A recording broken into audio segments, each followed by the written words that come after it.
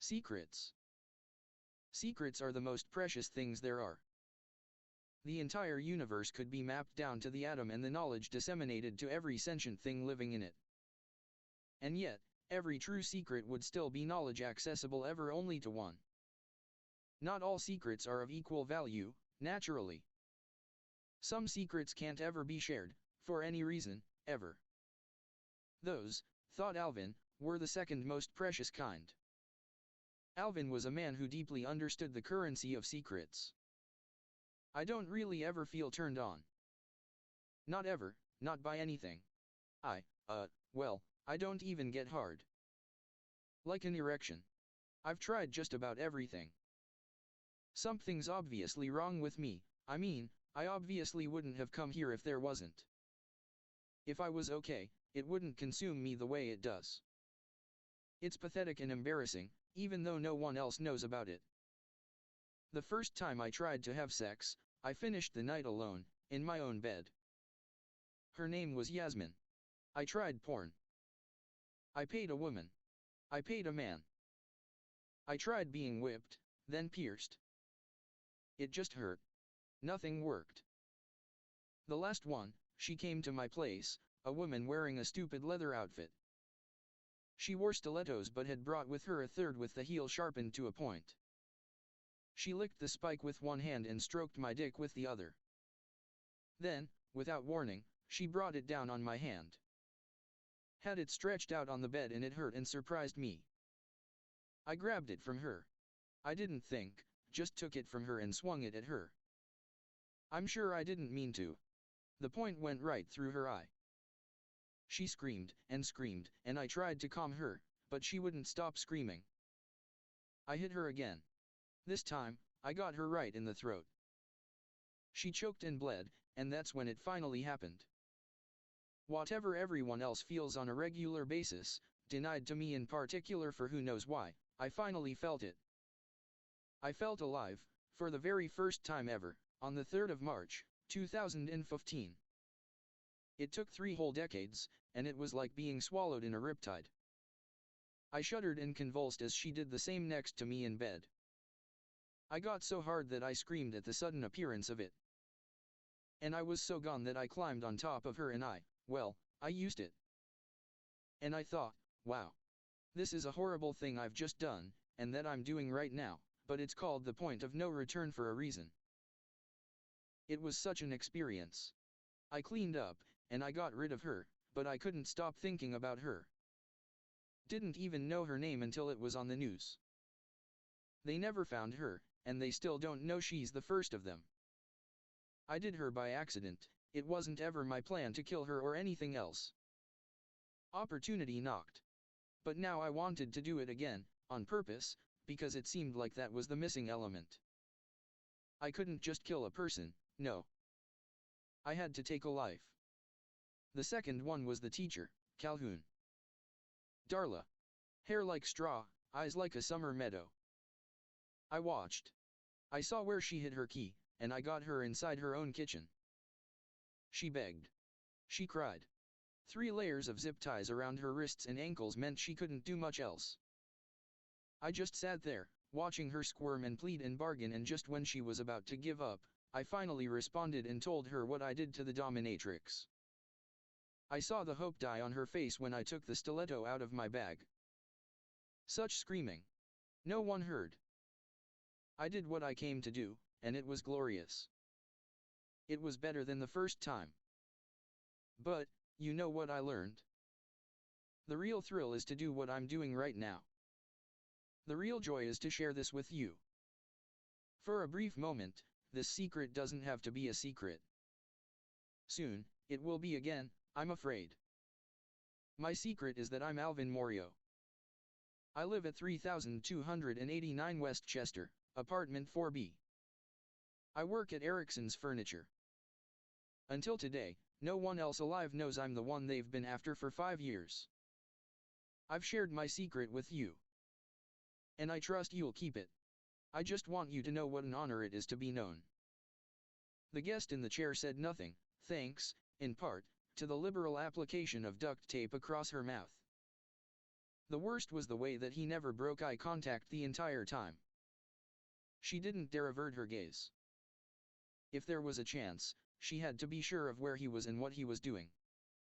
She would not expect two chances. You are the seventh guest that I've invited into my home. Like the computer game, do you know it? Right. Well, anyway, I wish I could say that it isn't personal, because it's not, really. Fate arranges for all encounters, is what I believe. But, the knowledge which we share is its own intimacy. We now know each other, Olivia Simpson of 87, Burnham Brook Avenue. It is as close to love as I will ever know, and I'm grateful to you for it. I will never forget it. Satisfied that his guest was not primed to scream or do anything else undesired, Alvin reached towards her face and removed the tape from her mouth. His motion was considerate and slow, but her lips still stung when it was finally off. Still, Olivia said nothing, and did not avert her eyes from his. As she hoped it might, it made him pause. The corners of his locked eyes twitched. She couldn't miss it. You aren't afraid? It didn't sound like a question, anyway. A moment later, he sat in the chair opposite that to which she was bound. That was good. After a moment, she finally gave a reply. I don't know what I'm feeling. I know what you intend to do, I definitely don't want you to do it to me. I would have to agree that it would seem regrettable from a certain point of view, he replied. I twitch again. And were those big nostrils flaring? What will you do to me after you're done with me? His eyes remained locked, but now they told Olivia of uncertainty, in a quiet language she deeply understood. Why do you care? You said this was as close to love as you will know. If you love me, why would you hurt me? A wrinkle of the brow. I didn't say I love you. Do you wish that you could? It was very fast, the work of milliseconds. Of course, she didn't miss it. It doesn't matter. I don't think that matters, he replied. I'm not afraid of you, she said. I'm not afraid to die, though I don't want to, either. He said nothing. Keeping that visual lock was not so easy for him now, it seemed. He didn't even seem to notice. His chest rose and fell with more vigor now. I know you are in need of something you think you can only get, if you do this to me.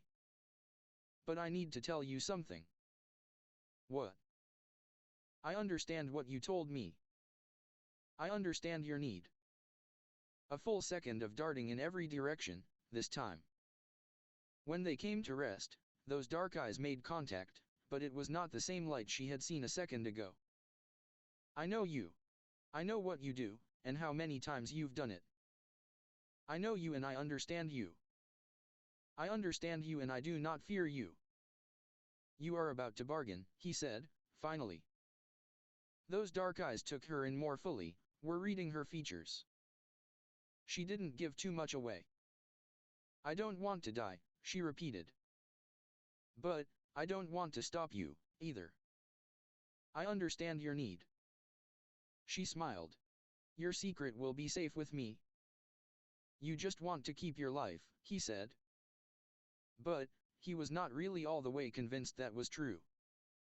His voice spoke the truth to her, that his words did not contain. I want to know how it feels, she said. You want to? I want to know if your thrill is my thrill. I want to do this. I want to do it together, with you. With Alvin Morio of 3289 West Chester, apartment 4B. Those dark eyes were now darker than ever, the pupils dilated, exposing the void which lay behind. Chest practically heaving. He leaned forward, and for a moment, glanced down at his own crotch, before meeting Olivia's eyes once more. You trusted me enough to bring me here and tell me your secret. I hear you. Tonight, he asked. There was such a tremble in his voice now, there was no hiding it. Tonight, she replied. I don't want to wait. I want to know this with you. I don't want you to be alone with it. Alvin was hesitation personified at that moment. Both hands rested upon his knees, and his fingers were drumming on them in a rhythmless cascade of nervous energy. She kept looking right at him, seeing him process and wondering what he would do. Just when he began to make her doubt he was going to do it, he did it. She stood, flexing her wrists and shoulders, but still not letting him out of her field of view for a second. "What do we do now?" he said. She didn't say anything. Instead, both of her hands reached for him at once. Her left hand rested against his chest. Her right hand came to rest on his crotch. His entire body stiffened, as if a live wire had made a circuit out of it. She could feel blood pumping with considerable intensity with both of her hands. He did not reach for her. Rather, his arms seemed to go limp at his side. He wasn't looking at her at all now. Those piercing dark eyes aimed at the ceiling. His mouth came open, a wordless sigh escaping his lips instead. For the first time, Olivia glanced to her side, just for a moment. Then, she backed up a step, slow and gentle. Alvin recognized the clear invitation to follow and did so. With a gentle squeeze, she produced from him a near cry of ecstasy. "I understand your need," she repeated, and backed up another slow, gentle step. "Oh," was all he could say. He moved towards her. Olivia felt her hip bump up against the table she had seen behind them. Alvin felt only his nerves and circulatory system redlining. He felt every single motion of her right hand, felt the sensations imprinting on his brain like expert swipes of a chisel. He did not feel her left hand resting above his heart, and so did not feel it when it wasn't there anymore. Even the moment of ending a life did not compare. A tear ran down his cheek. His very molecules seemed to be vibrating. He had not known anything like this before in his entire life.